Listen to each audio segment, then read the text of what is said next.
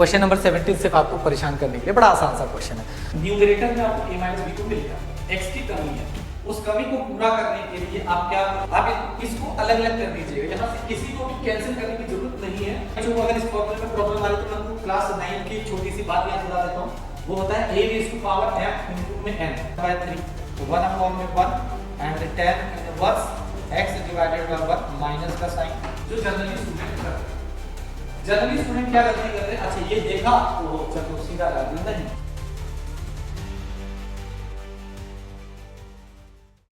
Hello बच्चों, तो आज के लेक्चर में हम लोग स्टार्ट करते हैं जो हमने पिछली वीडियो में ड्रॉप किया था, जहां पर हमने क्वेश्चन नंबर 1 से लेकर 10 तक किया था miscellaneous exercise.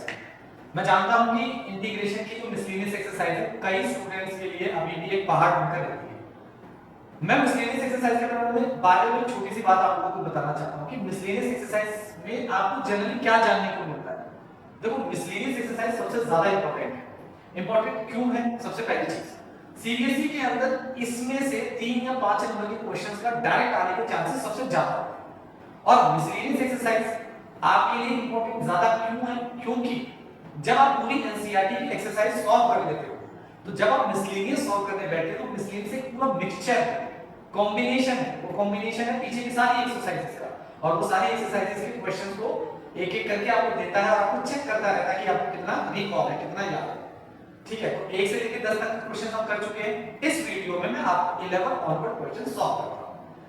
Again I repeat, her question के अंदर जो भी फार्मूला, जो भी पैटर्न यूज हो रहा है उसे आप सेपरेट करके पेन से लिखिए एंड उसको आप हाईलाइट करेंगे। प्रॉपर्ली कॉपी में लिखिए। जब भी आपको रिवाइज करना हो, फाइनल रिवीजन करना हो, कॉपी आपने उठाई और फटाफट रिवीजन करना स्टार्ट कर दिया। ये मत करना कि आपने किसी एक चलती कॉपी उठाई और उसमें लिख दिया, केमिस्ट्री की कॉपी उठाई उसमें लिख दिया, उसमें सॉल्व कर लिया। नहीं, एक सेपरेट प्रॉपर्ली इंटीग्रेशन की कॉपी बनाओ और उसके अंदर से सॉल्व करना स्टार्ट करो, ताकि आपको जब भी रिवीजन करना हो कोई प्रॉब्लम ना हो। ओके, चलो स्टार्ट करते हैं क्वेश्चन नंबर 11 से। क्वेश्चन नंबर 11 आपका बड़ा सिंपल सा क्वेश्चन नंबर 11 है इंटीग्रेशन। किसका integration? 1 divided by the cos of x plus a and cos of, यहां पे cos है, cos of x plus b, ये आपके पास है। ठीक है, तो अगर हम बात करें इसकी तो कुछ पुरानी यादें ताजा हो। मैंने जो एनसीईआरटी सॉल्यूशन में चैप्टर 7 इंटीग्रेशन का सॉल्यूशन का एक वीडियो सीरीज बनाई है, उसमें एक्सरसाइज 3-2 में इस तरीके का पैटर्न यूज हुआ होगा, आपको याद है? तो मैंने वहां पर आपको एक शॉर्टकट भी बताया था कि इस तरह का अगर क्वेश्चन आता है तो आप लोगों ने क्या करना है, कैसे आइडेंटिफाई करना है कि मुझे sin a माइनस b से डिवाइड करना है या मुझे cos a माइनस b से डिवाइड और मल्टीप्लाई करना है। इस क्वेश्चन में अगर हम ध्यान दें तो मेरे पास जो यहां पर है ये दोनों सेम है, याद आ रहा है? ये दोनों सेम है। इस सेम से मैं s चुरा लेता हूं और यहां से मैंने sin, यानी कि मैं sin a माइनस b से मल्टीप्लाई और डिवाइड करूंगा। याद आ गया? बहुत सिंपल। ओके, तो अब इसका इंटीग्रेशन करना स्टार्ट कर देते हैं। तो इंटीग्रेशन sin किससे मल्टीप्लाई और डिवाइड करोगे? तो sin आप मल्टीप्लाई करोगे 1 अपॉन में sin a माइनस b से आपने डिवाइड किया और sin a माइनस b से आपने मल्टीप्लाई किया। तो यहां पर आपका बचता है cos a plus x plus a और ये जाएगा cos x प्लस में b और ये हो गया dx। चलिए आगे चलते हैं। अब देखो, न्यूमरेटर में आपको a माइनस b को मिल गया, x की कमी है, उस कमी को पूरा करने के लिए आप क्या करोगे? पहले तो इसे लिख लीजिए sin a माइनस में b इंटीग्रेशन। उस कमी को पूरा करने के लिए हमने a माइनस में b प्लस x और माइनस x यहां पर कर दिया, डिवाइडेड बाय, यहां पर आ गया cos of x plus a cos of x plus b dx। ठीक है, अब बड़े ध्यान से बात समझो। मुझे x प्लस a चाहिए, तो मेरे पास ये रहा प्लस का x और ये रहा प्लस का a, तो मैं इसे अलग कर लेता हूं। तो मैंने इसे क्या कर दिया, यहां पर sin ले लिया, a माइनस में b, इसमें कोई छेड़खानी नहीं की हमने। यहां पर मेरे पास आता है sin। अब देखो, मुझे क्योंकि ब्रैकेट का यूज करना पड़ेगा तो मैं यहां पर एक करली ब्रैकेट यूज कर ले रहा हूं और मैंने इसे अलग किया x और a को। तो ये क्या बनेगा, x a को साथ में ले लिया तो मेरे पास क्या बनता है x प्लस a। ठीक है, अब जरा से इसे और इसे ध्यान से देखो, ये माइनस का b है और ये माइनस का x है, तो मैं इसमें से माइनस ही कॉमन ले लेता हूं ना। जैसे माइनस कॉमन होगा x प्लस में b बन जाएगा और मेरी जो रिक्वायरमेंट है वो मेरी क्या हो जाएगी, कंप्लीट हो जाएगी। ओके, कुछ सेम सा डिनोमिनेटर में एंगल मिलने लग गया मुझे। ओके, तो ये आ गया मेरे पास dx डन। अब आपको याद है ना मैंने आपको फॉर्मूला बताया था sin a माइनस b का, तो ये वाली जो पूरी टर्म है ये आपकी a है और ये पूरी टर्म है b। तो हम यहाँ पर फॉर्मूला लगा देंगे 1 अपॉन में sin a प्लस b यहाँ पर, और इंटीग्रेशन आप लगाएं इसमें जरा, इसमें आएगा sin a यानी कि x plus a and cos of x plus b, minus का साइन है तो माइनस, साइन की जगह पे आएगा cos, ये हो जाएगा cos x plus a and sin x plus b and whole divided by the जो हमारे पास है वो है cos of x plus a cos of x plus b dx। ठीक है, उम्मीद करता हूं यहां तक आपको समझ में आ गया। इसके आगे चलते हैं, इसके आगे जब हम चलेंगे आप इसको अलग अलग कर दीजिएगा, यहां से किसी को भी कैंसिल करने की जरूरत नहीं है। कई बार मैंने नोटिस किया बच्चे जब एग्जाम कर रहे होते हैं तो उसमें वो कैंसिल आउट कर देते हैं जिससे उनका आंसर नहीं आता है और गलत हो जाता है, यहीं से गलत हो जाएगा। टीचर यहाँ के बाद ऐसा ट्रेंड में खटाखट चलाएगा, ठीक है, उसको मजा आ जाएगा कि भैया अच्छा किया, क्वेश्चन ज्यादा चेक नहीं करना पड़ेगा हमें, तो प्लीज ऐसा मौका मत दीजिए। अब हम क्या करेंगे, इन दोनों इनको सेपरेट करेंगे, ये टर्म अलग है, ये टर्म अलग है, राइट। तो इसको अलग करने के लिए हमने क्या किया, यहाँ पर आते हैं 1 अपॉन, यहाँ पर आ जाएगा sin a माइनस में b इंटीग्रेशन, ये आ जाएगा आपके पास sin x plus a cos x plus b whole divided by the cos of x plus a cos of x plus b minus का sine cos x plus a sin x plus b whole divided by the cos of x plus a cos of x plus b। ठीक है, मैंने आपको यहाँ पे समझाया, curly bracket लगाना मत भूलिएगा, थोड़ा प्रेजेंटेबल ज्यादा हो जाता है। और अब इसके बाद मैं क्या लगाऊंगा, dx लगाऊंगा। तो यहां तक आप लोगों ने नोट कर लिया होगा साथ के साथ, डन। अब हमें क्या करना है, जो कैंसिल होता है उसे काट लीजिए। क्या कैंसिल होगा, cos आपके पास x प्लस b है, इससे ये कट जाएगा, ठीक है, मैं ये कट गया इससे, यहाँ पे cos क्या है आपके पास x प्लस a, ये और ये कट गया और कैंसिल हो गया। अब आपके पास जो बचता है उसको यूज करते हैं, तो मैं थोड़ा सा स्क्रीन साइड कर रहा हूं यहाँ पर और यहाँ से यूज करते हैं हम लोग, ठीक है ना। अब आपको दिख रहा है यहाँ पे क्या बचता है, यहाँ बचता है sin x plus a divided by cos x plus a, यहाँ पर क्या होता है sin x plus b divided by cos x plus b। तो मेरे पास क्या बनेगा, अगले स्टेप पे चले सीधा, तो अगला स्टेप है 1 अपॉन में sin a माइनस में b इंटीग्रेशन, फिर से मतलब sin अपॉन cos क्या बन जाएगा, tan x प्लस में a माइनस का साइन, ये क्या बन जाएगा, ये बन जाएगा tan ऑफ x प्लस में b। ठीक है, फिर ब्रैकेट लगाकर फिर मैंने dx लगाया है जान। अगर मैं ये ब्रैकेट लगा के dx नहीं लगाता तो कई बार होता क्या है, टीचर इसका भी बहाना ढूंढ लेते हैं और मार्क्स काट देते हैं। ठीक है, मैंने कई बार नोटिस किया ये चीज, इसलिए मैं आपको बता रहा हूं। ठीक है, तो यहाँ पर साइन आ जाएगा sin a माइनस में b आपके पास ये रहा, इंटीग्रेशन इनको अलग अलग कर दीजिए। तो जब आप इंटीग्रेशन करोगे तो ये हो जाएगा tan of x plus a dx minus integration tan of x plus b dx। ठीक है, और हमने क्लोज कर दिया।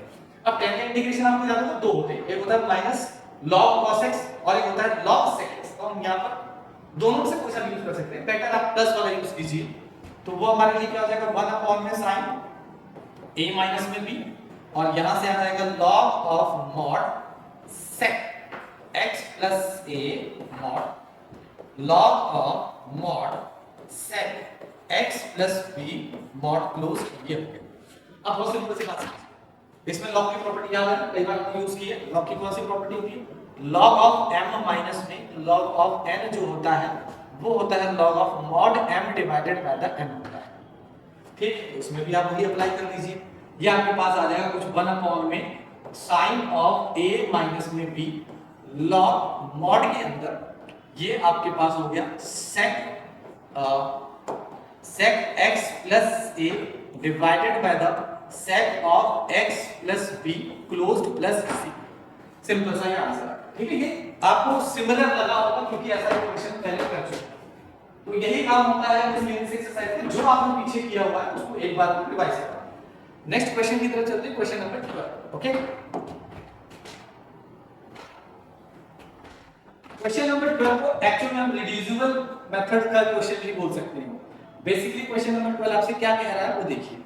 क्वेश्चन नंबर 12 में है integration x raise to power cube divided by the root of 1 minus में x raise to power a।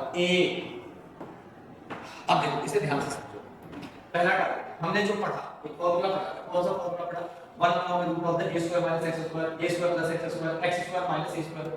तो ये ऐसा कुछ मैच हो रहा है, परंतु यहाँ पर स्क्वायर नहीं, तो इसको स्क्वायर के फॉर्मेट में बदलने की कोशिश करो। तो सबसे पहले आप इसे जब स्क्वायर के फॉर्मेट में बदलने की कोशिश करोगे तो ये हो जाएगा रूट ऑफ 1 माइनस में x रेज़ टू पावर 4 का होल स्क्वायर। अब कई बच्चों को अगर इस फॉर्मूले में प्रॉब्लम आ रही है तो मैं उनको क्लास 9 की छोटी सी बात याद दिला देता हूं। वो होता है a raise to power m into में n। ये होता है a raise to power m whole की पावर n के बराबर होता है। यानी मैं 8 को 4 into 2 लिख सकता हूं और उसके बाद x रेज़ टू पावर 4 का होल स्क्वायर लिख सकता हूं। मजेदार बात। अब मुझे 4 दिख गया, x की पावर 4 दिख गया। अब अगर इस चीज को मैं t पुट करता हूं तो मुझे पता है डिफरेंशिएट होने के बाद x की पावर रिड्यूस करेंगे, वो क्यूब बनेगी, इसके जाने के चांसेस बनते हैं। तो हमने क्या किया, बेसिकली पुट कर दिया। हम पुट कर देते हैं p put x raise to power 4 is equal to t। तो ये हमारे पास क्या आ जाएगा, 4 डिफरेंशिएट करोगे x क्यूब आ जाएगा और ये हो जाएगा dt divided by the dx हो गया। तो बेसिकली जो dx की वैल्यू हो जाएगी वो dt divided by the 4x cube आ गया। ठीक है ना। अब हम अगर बात करते हैं यहाँ पे integration x cube divided by the root of 1 minus इसकी जगह t स्क्वायर हो जाएगा और ये हो जाएगा dt divided by the 4x cube. ये और ये कैंसिल हो गया।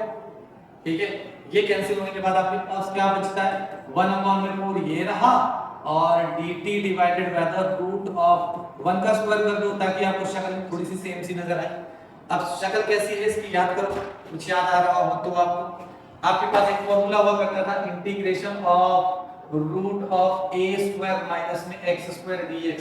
ये फॉर्मूला क्या होता था, ये होता था आपके पास sine inverse x divided by the a plus में c। ये आपके पास एक फॉर्मूला हुआ करता था।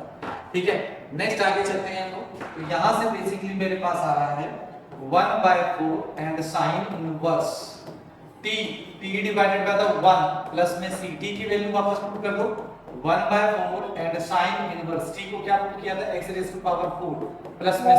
This is your question number 12 का सॉल्यूशन। ठीक है, समझ में आ गया होगा मेरे हिसाब से आप लोगों को। नेक्स्ट क्वेश्चन की तरफ चलते हैं। क्वेश्चन नंबर 13 आपको क्या कहता है? 13 बड़ा प्यारा सा क्वेश्चन है। ठीक है, क्वेश्चन नंबर 30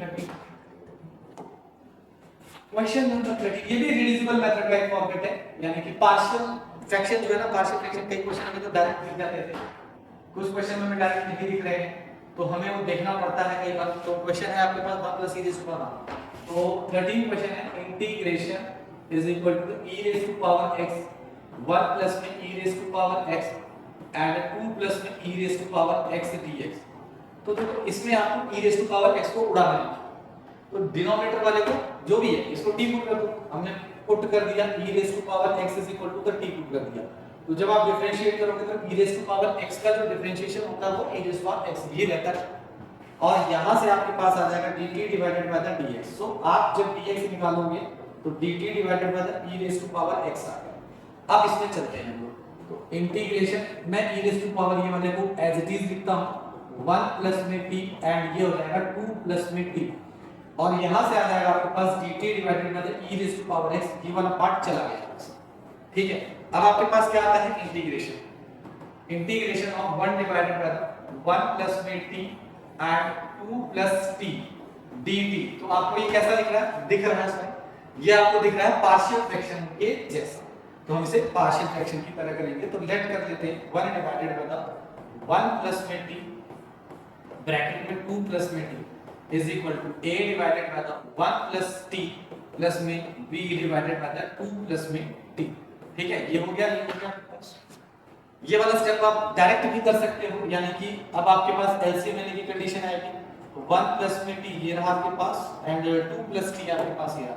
तो 2 प्लस टी आपका ये रहा, a इंटू में 2 प्लस में t प्लस में b इंटू में 1 प्लस में t and whole divided by the 1 plus में t इंटू में 2 प्लस में t। तो ये वाला पार्ट इससे कैंसिल हो जाएगा जैसा हम पहले करते आ रहे हैं। कुछ स्टूडेंट क्या करते हैं इसके बाद ये स्टेप डायरेक्ट लिख देते हैं, वो भी चल जाएगा, कोई प्रॉब्लम नहीं इससे। तो यहाँ से आता है आपके पास a इंटू में 2 plus t and plus b t यानी कि 1 प्लस b t, ठीक है, ये 1 है। अब आप क्या करोगे a और b की वैल्यू निकालिए। तो एक बार आप क्या करो t को -1 पुट कर दो, मैंने बताया था आपको यहीं से मिल जाते हैं, इसको इक्वल टू 0 रखो t -1 मिल गया, इसको इक्वल टू 0 रखो t -2 मिल गया, ठीक है। जैसे आप t -1 पुट करोगे ये तो कांस्टेंट है, यहाँ a आ जाएगा 2 माइनस में 1 प्लस में b 0 हो जाएगा, b के साथ मल्टीप्लाई करके 0 हो जाएगा। तो a की वैल्यू कितनी आ गई आपके पास 1। इसी तरह आप निकालिए b को निकालने के लिए आप क्या करो t -2 पुट कर दो, यानी 1 is equal to the a के साथ आपने जैसे पुट किया 2 माइनस में 2 प्लस में b इनटू में 1 माइनस में 2, तो ये तो 0 बन गई, तो यहाँ पे माइनस b आ गया, तो b की वैल्यू कितनी आ गई -1।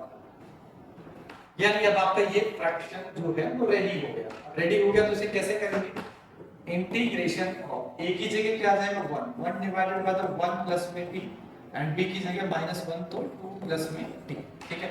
इसमें हम सिंपल सा क्या लगा देंगे, आपको बताना वाला कौन एक्स्ट्रा फॉर्मेट है, तो ये क्या हो जाएगा, ये आपके पास हो जाएगा log of mod 1 plus t minus log of mod 2 plus में t एंड प्लस में c।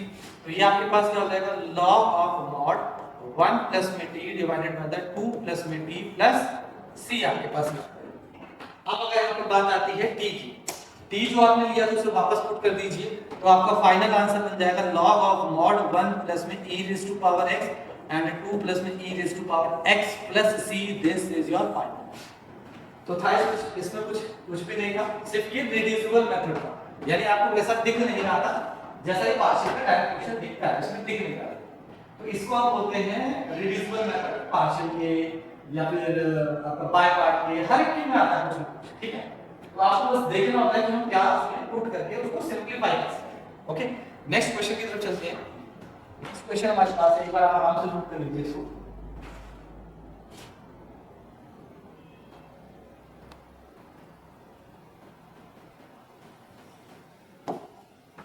ओके, नेक्स्ट क्वेश्चन बड़ा ही मजेदार क्वेश्चन है, ठीक है, और ये थोड़ा सा लेंथी भी है, तो इसको आप कोई 14 क्वेश्चन है, ठीक है, इससे कैलकुलेशन हेल्दी है, ये आसान है, ठीक है, और कोई डिफिकल्टी नहीं है। x² प्लस में 1 और आपके पास x² प्लस में 4 dx। तो सबसे इंपॉर्टेंट बात आपको देखकर यह तो लग रहा है कि ये पार्शियल फ्रैक्शन के जैसा होगा, परंतु पार्शियल फ्रैक्शन में कौन सा वाला होगा, 5 तरीके के पार्शियल फ्रैक्शन हमने देखे थे।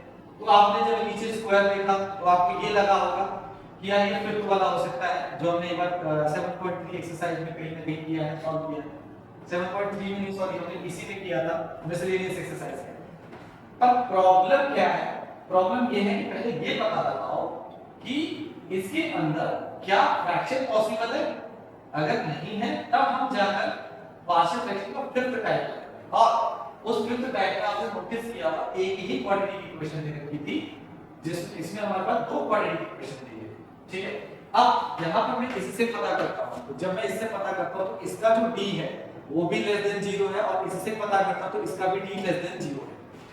आपको d निकालना आता है, आप d निकालोगे तो आपको पता चले दोनों लेस देन 0। इसका मतलब ये हो गया कि इसके अंदर फिफ्थ तो लगेगा, पर फिफ्थ में जो आप bx प्लस c करते थे वो दो बार, यानी कहने का मतलब ये है, मैं इसे जब लेट करूंगा, late 1 divided bye x² plus में 1 and x² plus 4 is equal, इसके लिए लगाया हमने लीनियर, यानी ax प्लस में b divided by the x² plus में 1 प्लस cx प्लस में d divided by the x² plus में 4। ये इंपॉर्टेंट, यहां से कहानी बदल जाती है, ठीक है।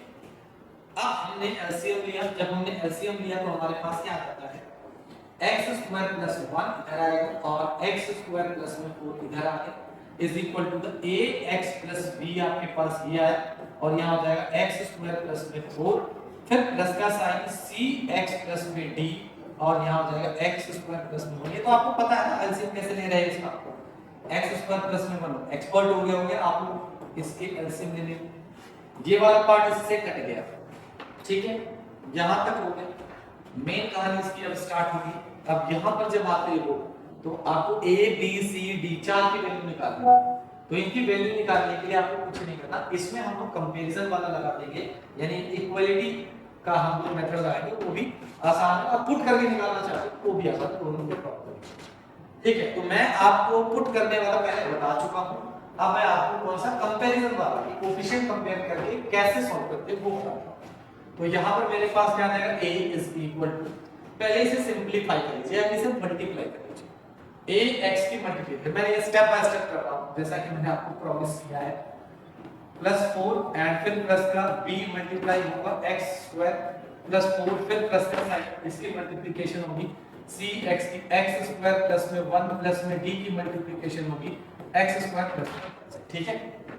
अब हम आगे चलते हैं, तो मेरे पास आ जाएगा a multiply 1 is equal to a x cube plus 4a x square plus b x square plus 4b plus c x cube plus c x plus 4x square नहीं आएगा यहाँ पर, एक्चुअली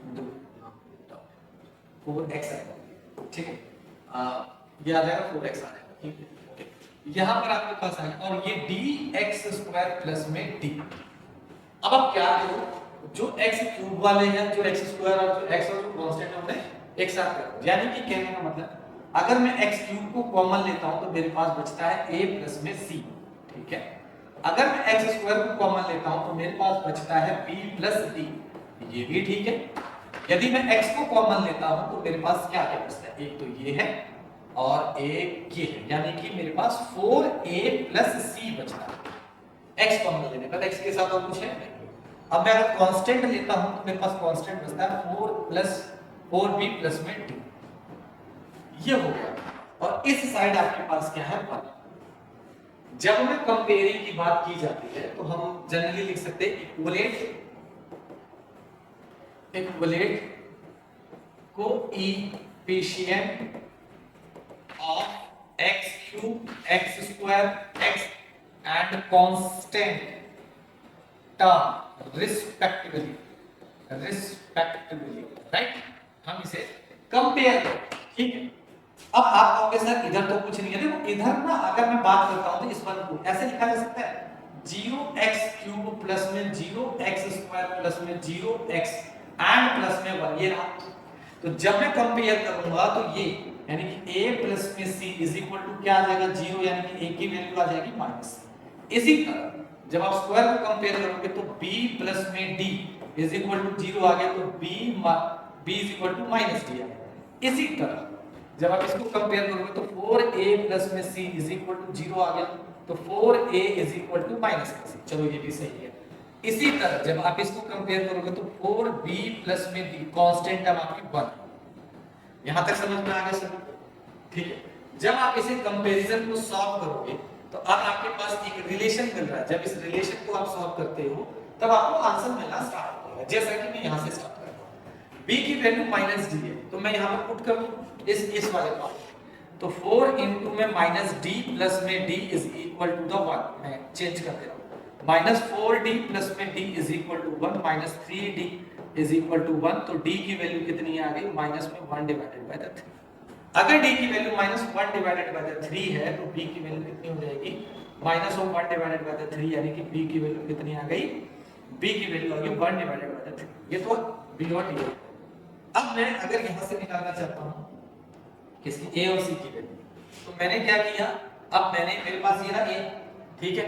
जैसे मैं a को यहां पे रिप्लेस करूंगा तो 4 इनटू में माइनस c, अगर मैं यहां पे पुट कर देता हूं ज्यादा बेटर है आपको समझने के लिए, इस वाले पार्ट, तो जब आप इस वाले पार्ट में पुट करोगे यहां पे ले आता हूं उसको, तो 4 इनटू में minus c plus c is equal to 0, तो माइनस का 4c प्लस में c इज इक्वल टू 0, तो ये कब हुआ भाई माइनस का 3c इज इक्वल टू 0, तो c की वैल्यू 0, अगर c की वैल्यू 0 है तो a की वैल्यू भी क्या है 0। समझ में आ गया, ये आ गया और ये आ गया और ये आ गया, तो ये जैसे ही आया आपके लिए मजे आ गए। तो ये थोड़ा सा कैलकुलेटिव लग रहा है पर ये आसान है, कोई प्रॉब्लम नहीं होगी आपको इससे, समझिए। ठीक है, तो हम जरा इसके पास चलते हैं, यानी ये जो फ्रैक्शन है हमारे पास ये वाला, इसमें अब हम रिप्लेस करने की बारी आती है। ठीक है, जब रिप्लेस करेंगे तो हम क्या करेंगे, एक ही जगह हम क्या करेंगे 0 और ये, तो बेसिकली क्या बचा b डिवाइडेड बाय दिस और दिस डिवाइडेड बाय दिस। तो मैं थोड़ा सा ये इसको थोड़ा सा छोटा कर देता हूं ताकि समझने में दिक्कत ना हो एंड लिखने में बिल्कुल परेशानी ना हो, तो मे बी आप लोगों को ये विजिबल हो फिर हम बढ़ाते हैं। तो यहां पर मैं ले रहा हूं, ये देखिए ये आपके पास आता है इंटीग्रेशन ऑफ, इसकी जगह 0 आ गया, तो b की वैल्यू कितनी थी 1/3, तो यह आ जाएगा 1/3 डिवाइडेड बाय ना x स्क्वायर प्लस में 1, फिर प्लस का साइन, d की वैल्यू माइनस का 1/3, क्योंकि c तो 0 हो गया, तो ये हो गया माइनस का 1/3 divided by x square plus में 4, और हमारा क्या लगता है ये, तो ये मेरे पास क्या आ जाएगा dx आ जाएगा, राइट। तो ये आ जाएगा इंटीग्रेशन, अब जरा इसे अच्छा यहां पे करेंगे, इसका 1/3 बाहर आ जाएगा इंटीग्रेशन ऑफ, मैं थोड़ा सा ऐसे लिख देता हूं क्योंकि हमारी आदत है, आपकी भी आदत है, और इस वाले में -1/3 बाहर कर देंगे, तो 1 divided by the x square plus में 2 का स्क्वायर, मतलब आगे लिख देना कांस्टेंट वाले को, 2 स्क्वायर प्लस में x स्क्वायर dx। तो आपको याद है ना फॉर्मूला, फॉर्मूला क्या था हमारे पास, integration of a square plus में x स्क्वायर dx। तो ये फॉर्मूला क्या हुआ करता था 1/a tan inverse x divided bye a। ठीक है, इसी फॉर्मूले का यूज करते हैं, तो मेरे पास क्या बनेगा, मेरे पास बनेगा 1/3, तो 1/1 and tan inverse x divided by 1 minus का sine, 1 divided by 3, 1 divided by 2 and tan inverse x divided by 2 plus c। Final answer के लिए आप 1/3 को चाहो तो कॉमन ले लीजिए, और यहाँ पे बच जाएगा tan इनवर्स x माइनस में 1/2 and tan inverse x divided by 2 plus c। तो ये आपके पास आंसर है। ठीक है, तो आसान है, कोई डिफिकल्ट नहीं है, यहाँ पे आपको थोड़ा सा डिफिकल्टी लग रही होगी पर इतना डिफिकल्टी है। ओके, तो कंपैरिजन वाला पार्ट भी मैंने आपको बता दिया, ताकि किसी क्वेश्चन में आपको कंपैरिजन करने का मन कर रहा है तो आप आराम से कंपैरिजन कर सकते हैं। ठीक है, ये आसान, कोई दिक्कत नहीं, इसी तरह जुड़ा। ओके, तो नेक्स्ट क्वेश्चन की तरफ चलते हैं। तो नेक्स्ट क्वेश्चन का क्वेश्चन नंबर 14 कर दिया, क्वेश्चन नंबर 15 की तरफ।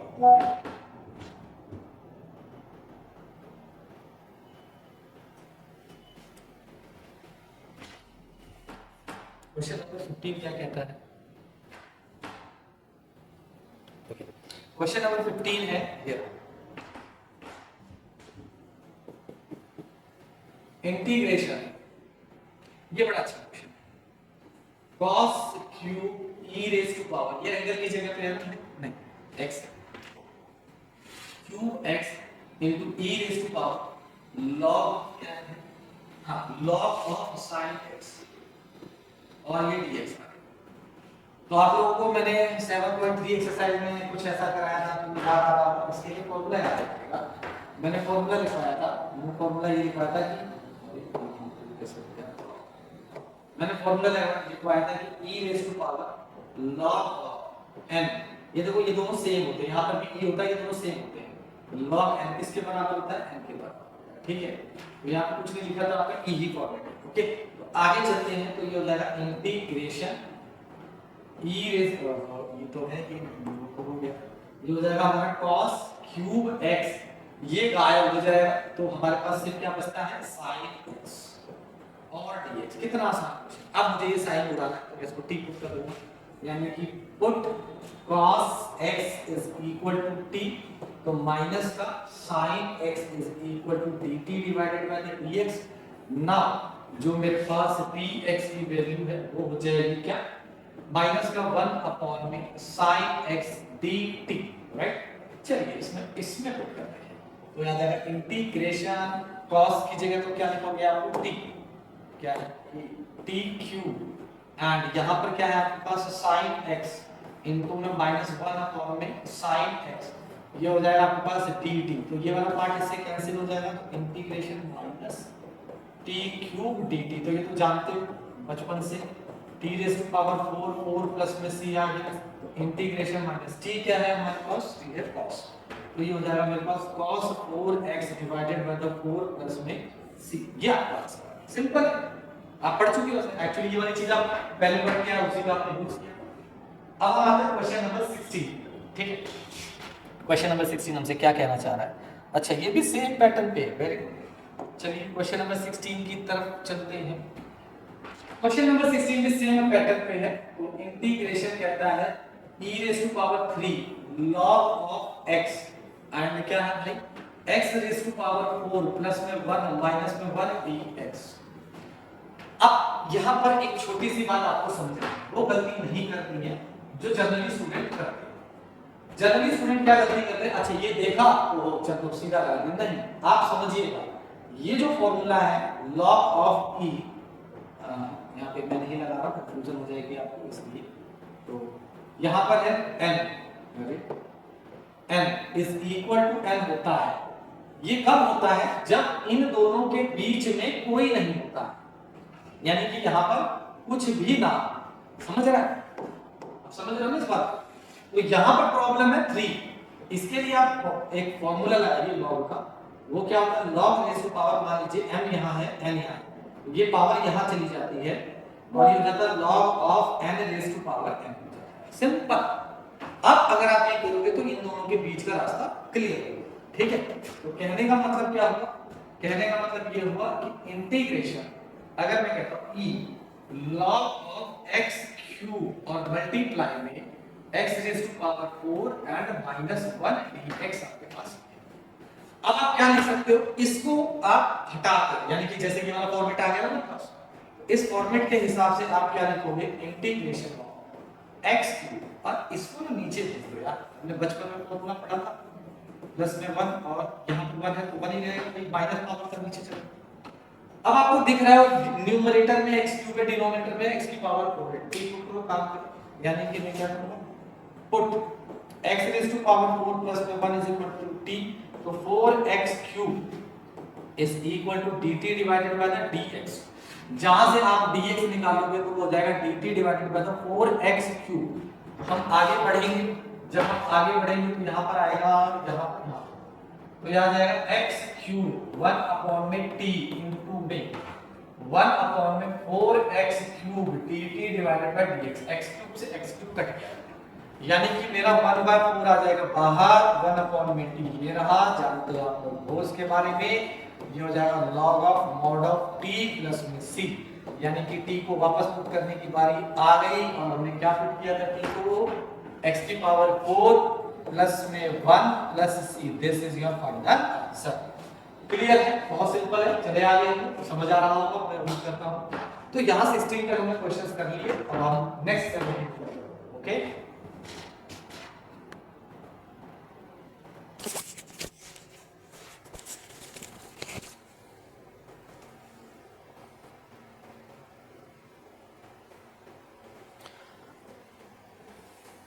ओके, क्वेश्चन नंबर 17 की अगर मैं बात करता हूं तो क्वेश्चन नंबर 17 सिर्फ आपको परेशान करने के लिए, बड़ा आसान सा क्वेश्चन है। एक्चुअली में क्वेश्चन नंबर 17 किसी से इंस्पायर है, एक मेथड होता है उससे मिलता जुलता है, ठीक है। तो हम डायरेक्टली क्वेश्चन नंबर 17 करते हैं। तो क्वेश्चन नंबर 17 में इंटीग्रेशन ऑफ f(a)x प्लस में b, ठीक है, f डैश है, हाँ f डैश है, f डैश है, इनटू में f(a)x प्लस में b फंक्शन, उसकी पावर n दे दिया, ठीक है। इसका आंसर आप चाहो तो डायरेक्टली भी लिख सकते हो, पर उसमें a की गड़बड़ होने के चांसेस है। तो आप इस वाले पार्ट को लेट कर लीजिए, f ऑफ ax प्लस में b is equal to t। इसको जब आप differentiate with respect to x करोगे तो ये आ जाएगा f डैश ax प्लस में b इनटू में a। भाई इस वाले पार्ट का भी तो डिफरेंशिएशन होता है, तो ये हो जाएगा dt divided by the dx। तो जो आपके पास dx आ गया वो आपके पास क्या आ गया, 1 में a f dash ax plus में b dt। तो बस इसको वापस पुट कीजिए, जब आप इसको वापस पुट करेंगे इंटीग्रेशन में f डैश ax प्लस में b इंटू में 1 में f डैश, अच्छा t तो हमने लिखा ही नहीं भाई, हमने यहाँ लिखा, इसको हमने t पुट किया था, तो t रेज़ टू पावर क्या आ जाएगा n इंटू में 1 divided bye a f dash of ax plus में b dx। तो ये पार्ट इससे पूरा कैंसिल हो जाएगा। अब आपके पास क्या बचता है, इंटीग्रेशन 1 में a बाहर t raise to power n d t, तो ये क्या हो जाएगा 1 अपॉन में a t raise to power N plus में 1 divided by the n plus में 1 प्लस में सी। टी वापस पुट कर दो, आंसर आ जाएगा। या आपके पास क्या हुआ ए एन प्लस में 1 और टी की जगह है F of A X plus में B whole raise to power N plus में 1 and plus C. This is your final answer, simple. Okay, उम्मीद करता हूँ ये समझ में आ गया होगा, आसान सा क्वेश्चन था, इसमें कोई डिफिकल्टी नहीं है। क्वेश्चन नंबर 18 हमारे लिए क्या है वो देखते हैं। ओके, क्वेश्चन नंबर 18 की तरफ बढ़ते हैं हम लोग। ओके, क्वेश्चन नंबर 18 की अगर मैं बात करता हूं तो क्वेश्चन नंबर 18 बड़ा इंपॉर्टेंट है, मोस्ट इंपॉर्टेंट क्वेश्चन है और स्टूडेंट कई बार इसमें कंफ्यूज होते हैं। मैं फिर से कहता हूं इसमें कंफ्यूज नहीं होना है, बड़ा आसान सा क्वेश्चन है ये, ठीक है। तो इस क्वेश्चन के लिए हम क्या करेंगे, इस क्वेश्चन के लिए हमारे पास हो जाएगा integration of sine cube x, bracket में क्या है साइन ऑफ, साइन ही है ना, हाँ, साइन एक्स प्लस में अल्फा, ये मेरे पास है ऑलरेडी डी एक्स आ गया, ठीक है। तो इसमें हम आगे कैसे करेंगे, तो क्वेश्चन नंबर 18 ज्यादा परेशान होने की कोशिश मत करो, परेशान होना नहीं है, ये जो दिख रहा है आप इसको सिंपल करने की कोशिश करो। सिंपल कैसे करोगे, आपने क्या करना है, इंटीग्रेशन 1 डिवाइडेड बाय द, ये जो है इसका फॉर्मूला ओपन करो रूट के अंदर ही, यानी आपके पास क्या है साइन क्यूब एक्स, इसको मैं थोड़ा सा ब्रैकेट में लिख देता हूं ताकि आपको समझने में आसानी हो जाए। तो ये हो जाएगा आपके पास sine x cos alpha plus cos x sine alpha, यही बनेगा कि नहीं बनेगा, ठीक है, ये बन गया, हम खुश हो गए, डी एक्स आ गया। अब मल्टीप्लाई कर दो, जब आप मल्टीप्लाई करोगे तो आपके पास क्या बनता है, यहां पर बनता है आपके पास integration of what, sine raise to power 4x cos alpha into में साइन क्यूब x इंटू में कॉस x इंटू में साइन अल्फा, है ना, साइन अल्फा, साइन अल्फा। अब एक मजेदार बात याद रखना इसमें आप लोग कि ये जो कॉस अल्फा है और ये जो साइन अल्फा है ये कांस्टेंट है।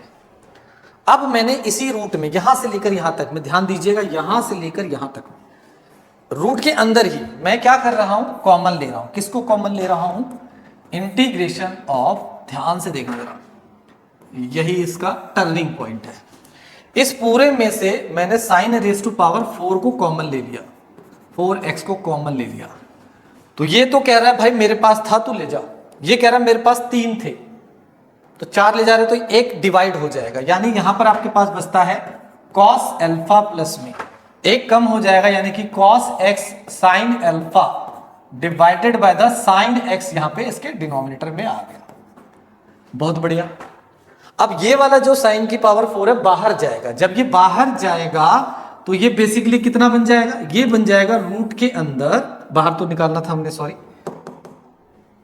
1 डिवाइडेड बाय, बाहर निकाल दो तो ये बन जाएगा आपके पास sine square x and root के अंदर कॉस अल्फा प्लस में कॉट एक्स इंटू में साइन अल्फा।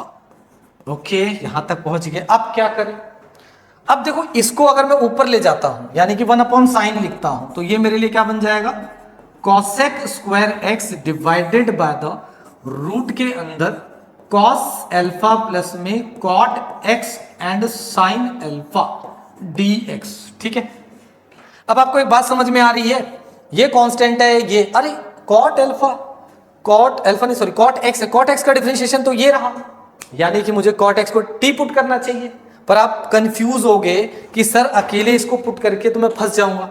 बिल्कुल टेंशन मत लो, जब आप इस पूरे को टी पुट करोगे ये वाला आपको परेशान नहीं करेगा, ये 0 हो जाएगा और ये कांस्टेंट है, ये आगे आ जाएगा। कहने का मतलब ये है, अगर मैं इसको स्क्रीन को थोड़ा सा यहां पे कर रहा हूं, ओके, तो कहने का मतलब ये है मैं यहां पर पुट कर रहा हूं कंप्लीट, यानी कि cos alpha plus cot x यानी कि into sine alpha is equal to t. जब मैं डिफरेंशिएट करूंगा विद रिस्पेक्ट टू एक्स तो ये तो 0 हो जाएगा, कॉट का माइनस में कॉसेक स्क्वायर एक्स इंटू में sine alpha as it is रहेगा और ये हो जाएगा dt divided by the dx। तो मेरे पास जो dx की वैल्यू आ गई वो कितनी आ गई, -1 divided by the sine alpha into में कोसेक स्क्वायर एक्स dt। मैंने जानबूझकर कांस्टेंट को आगे कर दिया, हमारी हैबिट में है, आपकी भी हैबिट में होगा ही। तो मेरे लिए क्या बन जाएगा, इंटीग्रेशन में जो मेरे पास ये वाला पार्ट है ध्यान दीजिएगा, तो यहां पर मेरे पास ये एज इट इज रहेगा, यानी कि cosec square x divided by root of t into में -1 divided by the sine alpha and cosec square x d t. ये कॉसेक चला गया, साइन एल्फा कांस्टेंट बाहर आ गया, तो मेरे पास आया इंटीग्रेशन माइनस का 1 अपॉन में sine alpha and integration of 1 upon में रूट टी डी टी। तो मैंने आपको 1 अपॉन रूट टी का इंटीग्रेशन डायरेक्ट याद करने के लिए बोला हुआ है, उम्मीद करता हूं आपने याद किया होगा। तो यहां से इंटीग्रेशन आ जाएगा माइनस में 1 अपॉन में sine alpha and 2 root T plus का सी। तो ये कितना हो जाएगा -1 divided by the sine alpha and 2 root के अंदर क्या था भाई टी, टी हमारा क्या है cos alpha plus cot x into में sine alpha plus c. Final answer लिख दीजिए -2 root of cos alpha plus cot x sine alpha divided by the sine alpha. अगर आप साइन एल्फा को अंदर ले जाकर सॉल्व करना चाहते हो तो आपकी मर्जी है, वो अंदर जाकर स्क्वायर बन जाएगा, स्क्वायर बनेगा तो यहाँ पे कॉट इंटू कोसेक एल्फा लिखा जाएगा, एक साइन कट जाएगा तो उसकी जगह कोसेक लिखा जाएगा, बट आप यहाँ पर भी इसे छोड़ सकते हो। तो क्वेश्चन नंबर 18 डन। डिफिकल्ट नहीं है, मेथड याद रखना है, इस तरीके के क्वेश्चन को ध्यान रखना है। मैंने आपसे बोला हुआ है कि जो मिसलेनियस एक्सरसाइज है, मिसलेनियस एक्सरसाइज से सीबीएसई कई बार डायरेक्ट क्वेश्चन उठा के दे देता है, तो मे भी हो सकता है इस क्वेश्चन को डायरेक्टली उठा के दे दिया जाए, या फिर इसी क्वेश्चन के पैटर्न में साइन कॉस को कुछ थोड़ा सा चेंज कर दे, ताकि आपकी रिमेंबर पावर को वो जानने की कोशिश करें कि हाँ कितना आपको याद है, मेथड याद है। ठीक है, ओके, नेक्स्ट क्वेश्चन 19 की तरफ चलते हैं।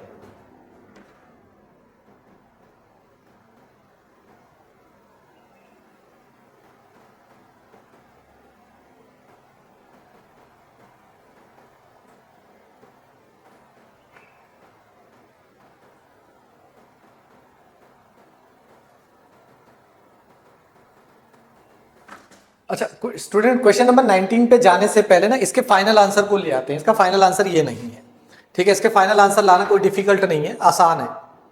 जैसा कि मैं आपको बता रहा था बिल्कुल आप वैसे ही करना, इसको अंदर लेके जाइए, ये है आपके पास 2, ठीक है। अगर अंदर नहीं ले जाना कोई दिक्कत नहीं है, इसको सिंप्लीफाई कर लीजिए जो पॉसिबल है आप लोगों के लिए। ये क्या है माइनस में 1 अपॉन में क्या आ जाएगा साइन एल्फा, ये रहा, एंड रूट के अंदर देखो है क्या, रूट के अंदर ये है कॉस एल्फा प्लस में क्या है ये कॉट, कॉट क्या था आपके पास, कॉट है आपके पास cos x divided by the sine x into में साइन एल्फा। जहां से ये आया था उसको वही सिंप्लीफाई कर रहा हूं, मैं डायरेक्ट भी लिख सकता हूं परंतु आपको कंफ्यूजन हो जाएगी इसलिए मैं डायरेक्ट नहीं लिख रहा हूं। तो ये रूट के अंदर है, मैंने एलसीएम लिया, तो जब मैंने एलसीएम लिया तो यहां आ जाएगा sine x cos alpha plus में cos x sine alpha divided by the sine x plus C. तो ये आपके पास -2 divided by the sine alpha and root के अंदर यहां पे आ जाएगा आपके पास साइन एक्स प्लस में alpha divided by the sine x plus में सी। ये आपको फाइनल आंसर दिया होगा। यही वो वजह होती है कि स्टूडेंट को लगता है कि ये थोड़ा सा डिफिकल्ट है, वो फाइनल आंसर को ना थोड़ा सा मॉडिफाई करके देते हैं, तो जो जिसमें आपको बेसिकली प्रॉब्लम आती है उसमें ज्यादा सोचना पड़ता है, तो ऐसा नहीं है। अब आपको मैंने इसका पैटर्न बता दिया क्वेश्चन नंबर 18 तक। इस वीडियो में हम लोग क्वेश्चन नंबर 18 तक रखेंगे।